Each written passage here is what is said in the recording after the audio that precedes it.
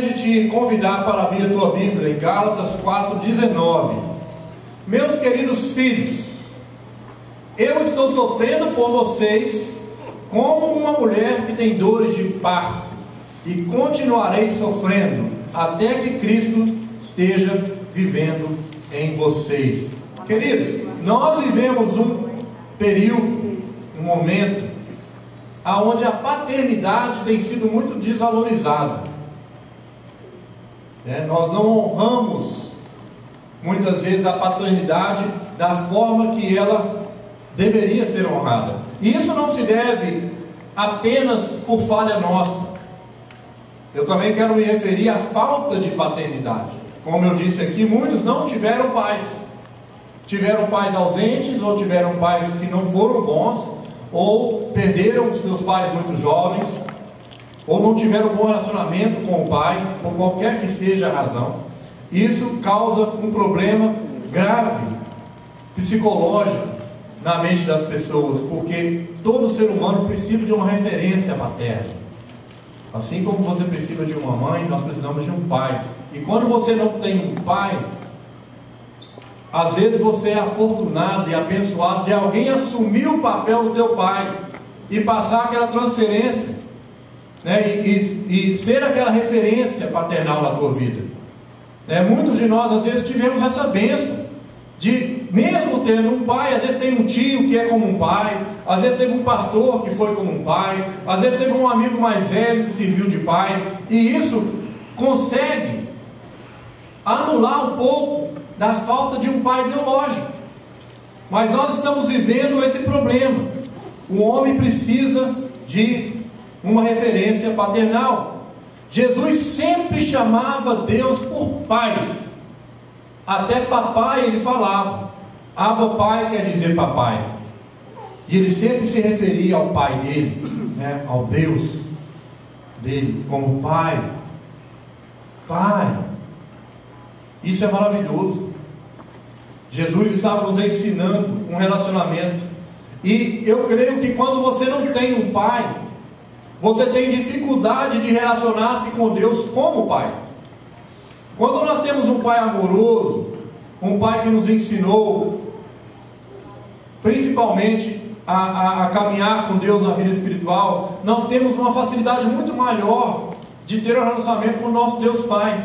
Mas quando nós temos uma figura paternal, não temos a figura paternal, às vezes fica assim um pouco difícil de entender. Tudo bem, eu entendi que Deus é pai, mas aonde está o relacionamento de pai? Aonde está a intimidade de pai para filho? Por que não está ali? E muitos de nós vivemos enxergando a Deus como pai, mas um pai distante, um pai que você não chega perto dele, um pai que você não conversa com ele como eu converso com você, como se ele estivesse aqui mesmo, e ficamos cheios de cerimônia, com muita coisa no meio do relacionamento. Mas Paulo nos deu um exemplo de um homem que se tornou pai espiritual de muitos. Nesse versículo ele disse que ele sofria dores como uma mulher que estava em parto, e ele não pararia de sofrer até que a fé de Jesus continuasse neles. E Paulo, até onde se sabe, a Bíblia não revela, mas até onde se sabe, Paulo não foi casado e não teve filhos. Não existe referência sobre isso na Bíblia.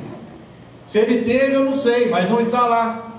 Provavelmente ele não foi casado porque ele viajou muito. Depois que ele teve um encontro com Cristo, a vida de Paulo era viajar e levar o Evangelho, e ele sempre, em todas as cartas, de todas as viagens que ele fez, não teve referência alguma de uma mulher que estava com ele. Provavelmente ele não se casou e não teve filhos, mas ele tratava os discípulos dele como filhos. O que temos acontecendo também na igreja é porque muitas vezes nós temos novos convertidos que chegam até a igreja, e esses novos convertidos precisam de alguém abraçá-los e realmente ter uma responsabilidade. Alguém assumir um novo convertido, algum jovem na fé, e olhar, olha, eu vou tentar fazer uma referência paternal na vida dessa pessoa. Eu vou tentar ser talvez o pai espiritual que está faltando na vida dessa pessoa. Eu quero esse desafio.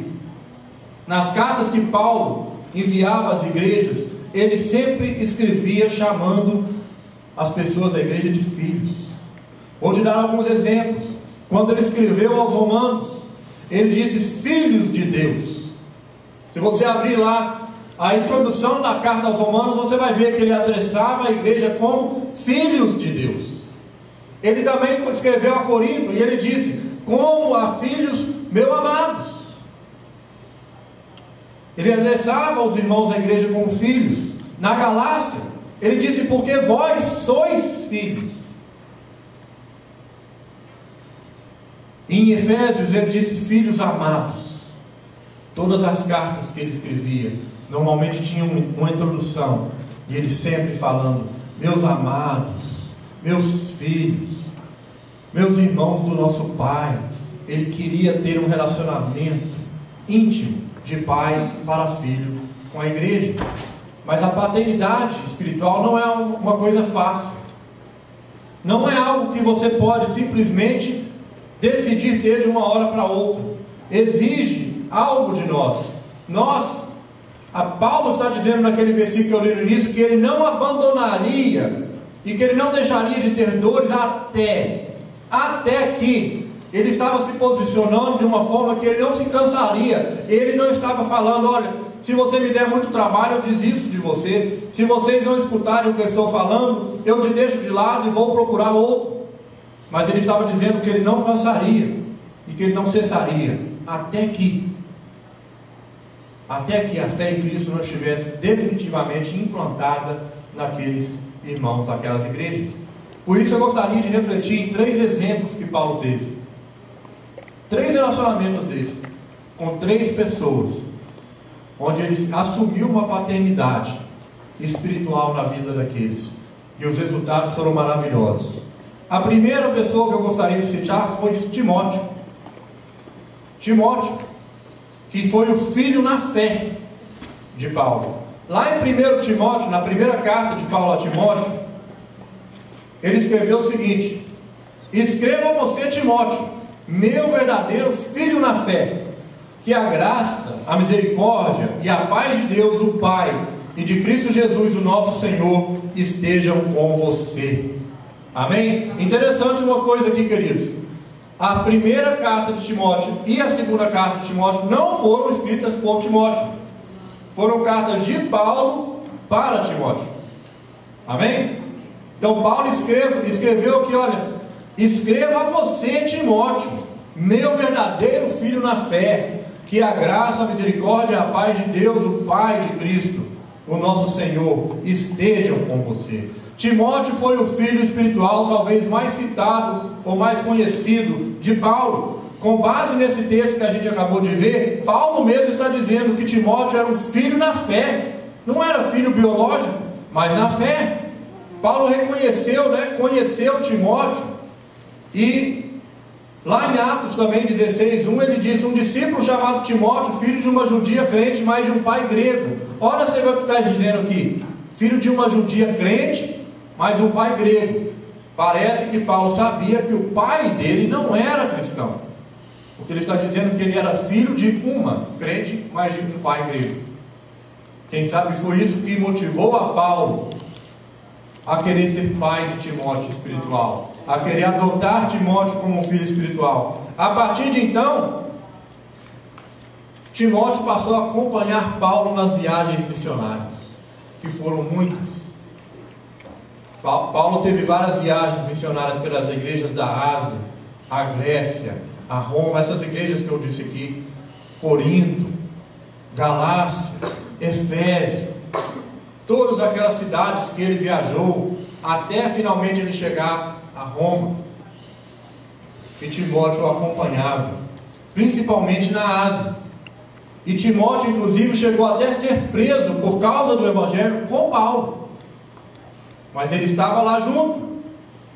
Paulo quase sempre citava a presença de Timóteo na abertura das cartas e no encerramento das cartas.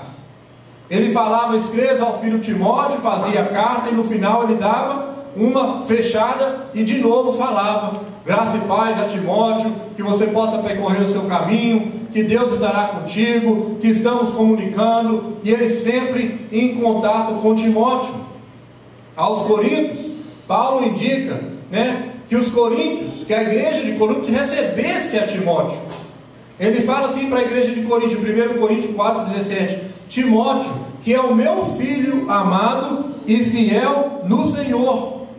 Aqui ele já está praticamente se posicionando como pai mesmo.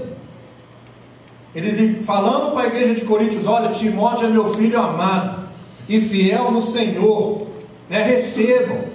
Ele deveria ser bem recebido. Ele dizia: porque trabalha na obra do Senhor, como também eu trabalho. Agora Paulo está colocando a mão no fogo por Timóteo, dizendo: receba ele, ele é o meu filho amado, ele é filho do Senhor, e ele trabalha na obra como eu trabalho. Ele está praticamente se nivelando com Timóteo.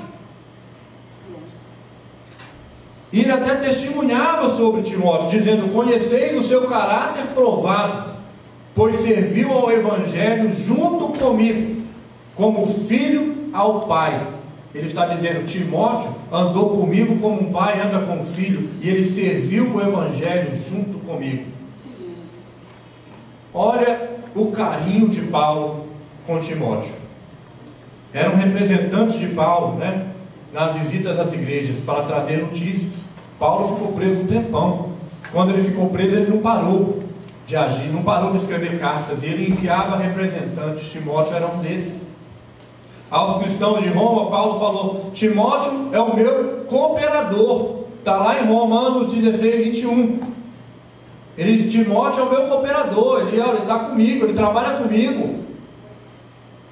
Através dessas palavras, nós percebemos que era notório o relacionamento de intimidade entre eles. Nas cartas que Paulo escreveu a Timóteo, que é 1 e 2 Timóteo, Paulo chama várias vezes de filho, falando assim: o dever de que te encarrego, ó filho Timóteo.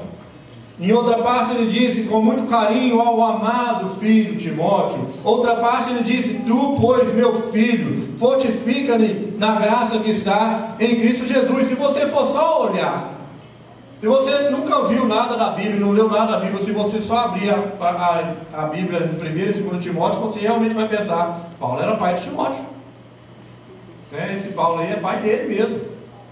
Mas não, era um pai espiritual. O tratamento paternal de Paulo para Timóteo, mostra como é valioso os conselhos de um mestre para um discípulo.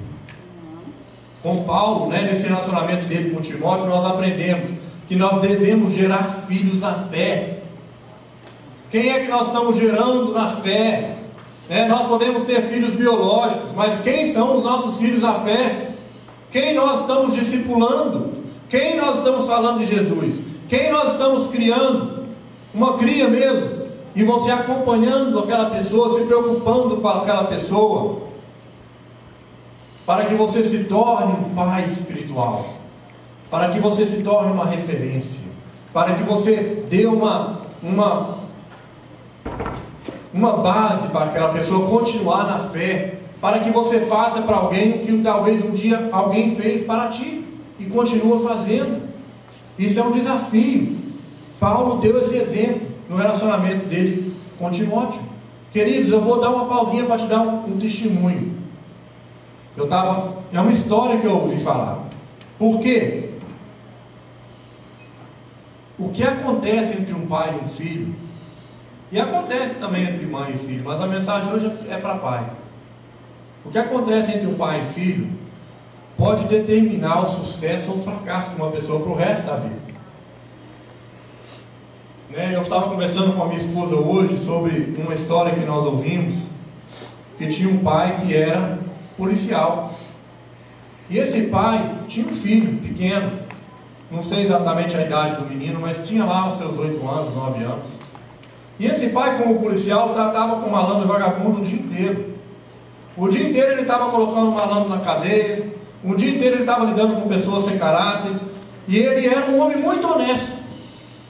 Ele defendia realmente a honestidade, a justiça, e era policial por isso mesmo. Um dia o filho dele, nessas coisas de adolescente, que muitos de nós fizemos, Muitos de nós fizemos, que é muito normal, comum, que tem que ser tratado depois com firmeza, mas acontece. O menino foi lá e pegou alguma coisa no supermercado, sem pagar, e saiu e foi pego. E quem é que chegou lá na hora para verificar o que tinha acontecido? O pai do menino. Quando aquele pai chegou em casa com aquele menino, ele o bateu tanto, porque para ele era tão inadmissível o filho estar daquele lado, que ele tratava como marginal e delinquente o dia inteiro. Agora ele estava vendo o filho dele talvez ser um daqueles, que ele ficou revoltado. E esse é Deus. Esse Deus se bateu muito no menino, e ele olhou com muito ódio para o menino naquele momento e disse: se eu pudesse eu te matava, a minha vontade é te matar agora, de tanta vergonha que você me fez passar, de tanta revolta que eu estou sentindo por você, meu filho, que eu te crio. Você não precisa de fazer isso, mas você foi lá e envergonhou o seu pai. Aquele menino adquiriu, depois daquele ponto da vida dele, ele parou de crescer. E até aquele momento ele era um menino normal, tinha um desenvolvimento normal. Aquele impacto psicológico, aquele trauma psicológico, aquele confronto que ele teve com o pai dele foi tão forte que aquele menino parou de crescer. Muitos anos depois, aquele menino começou a ir em psicólogo, porque aquilo andava com ele, caminhava com ele. É, como diz, um trauma que não sai mais. Só o sangue de Jesus para tirar depois. E a psicóloga, que era cristã, finalmente descobriu, ou chegando na história daquele menino, ela chegou naquele momento de descobrir que ele teve essa experiência com o pai dele, que foi muito negativa. E quando ela levou aquele menino a perdoar, e a liberar perdão, e a procurar o pai dele, e a contar para o pai dele o que tinha causado nele aquele trauma tão forte, isso ele ainda não era adulto. Houve um perdão, o pai contou ao menino: olha, eu te amo muito, meu filho. Quando eu falei aquilo com você, que eu queria te matar, era uma cólera momentânea que me veio naquele momento, mas na verdade eu jamais faria isso com você. Me perdoa também, meu filho. Eu estou aqui agora para me retratar com você no nome de Jesus. E houve um perdão maravilhoso, e aquele menino começou a crescer de novo. Então, é só para exemplificar que é muito forte a decepção que às vezes uma pessoa passa dentro da igreja, quando você tem tentado ser um pai espiritual de alguém. Saiba da grande responsabilidade que isso é na tua vida, porque se você pisar na bola, se você falhar, e falhar feio, se você der mau testemunho, você pode causar com que aquela pessoa jamais volte mais ao Evangelho, paralisar o desenvolvimento de uma pessoa, porque a parte mais difícil do discipulado é o início. Depois que você atinge uma certa maturidade, você consegue lidar com as desilusões da vida, você consegue lidar com decepções, você já é maduro o suficiente para falar: olha, o que aquela pessoa me fez, Jesus não me fez. Jesus não tem culpa de nada, né? Se fulano de tal, que é da igreja, me causou uma grande decepção, Deus não tem culpa disso, né? Mas até chegar a esse nível de maturidade, muitos estão sendo perdidos, porque ou não tem uma referência paternal, ou quando tem se decepcionam, e aí acham que todos nós somos a farinha do mesmo saco, não é verdade? Isso é muito grave. Mas o segundo exemplo de Paulo foi com Tito. E em Tito ele escreve assim, primeiro, Tito 1,4: escreva você, Tito, meu verdadeiro filho na fé, esta fé que é sua e minha, que a graça e a paz de Deus, o Pai, e de Cristo Jesus, o nosso Salvador, estejam com você. O que sabemos de Tito é que ele seria também um jovem pastor, como Timóteo. Timóteo se tornou um pastor, e Tito também. E esse também era discípulo de Paulo. Tito também viajava com Paulo. Você pode ver lá em Gálatas que há referências de Paulo a Tito. E quando Paulo estava preso, Tito fazia viagens representando Paulo, levando notícias de Paulo, levando outras cartas de Paulo, levando recado de Paulo. Tito também era filho na fé e cooperador.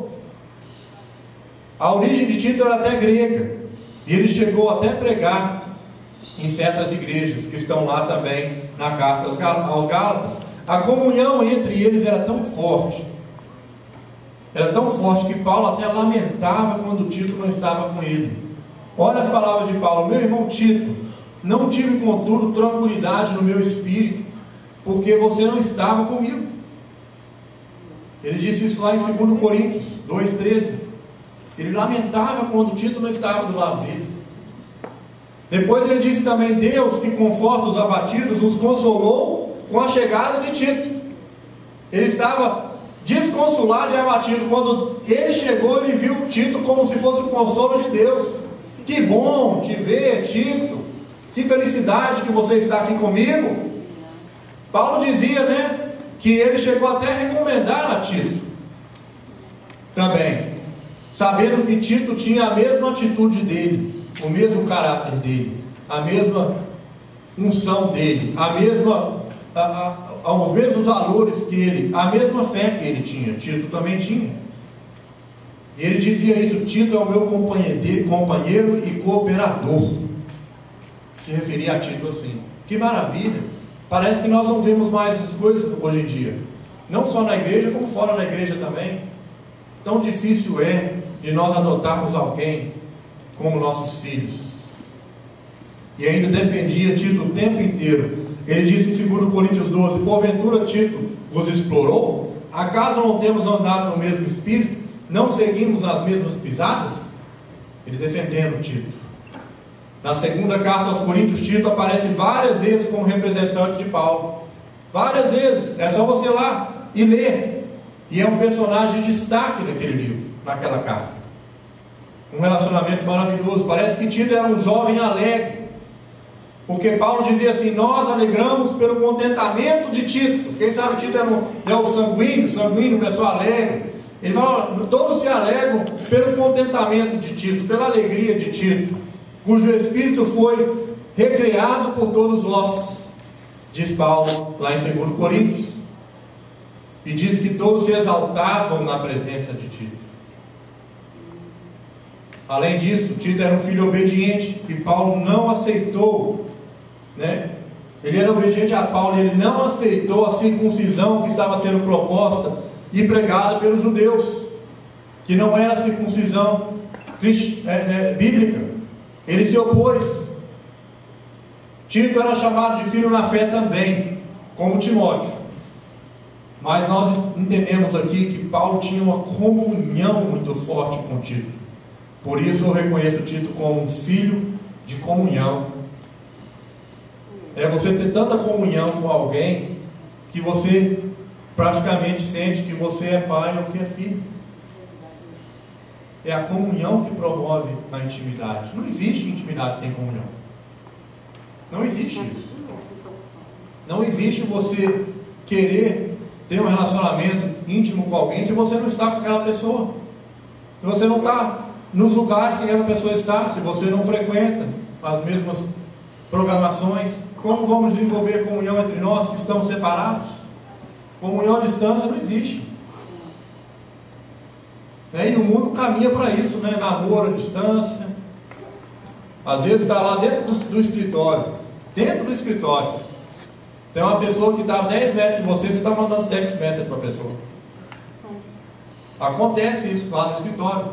Acontece, te digo isso, porque estamos tornando pessoas que não têm mais comunhão. A comunhão hoje tudo é virtual. Isso não gera uma intimidade verdadeira. Entre Paulo e Tito nós aprendemos, que nós devemos ter comunhão verdadeira com os irmãos. Talvez a comunhão é o primeiro passo, porque como é que você vai querer realmente adotar alguém como um pai espiritual se você não conhece a pessoa?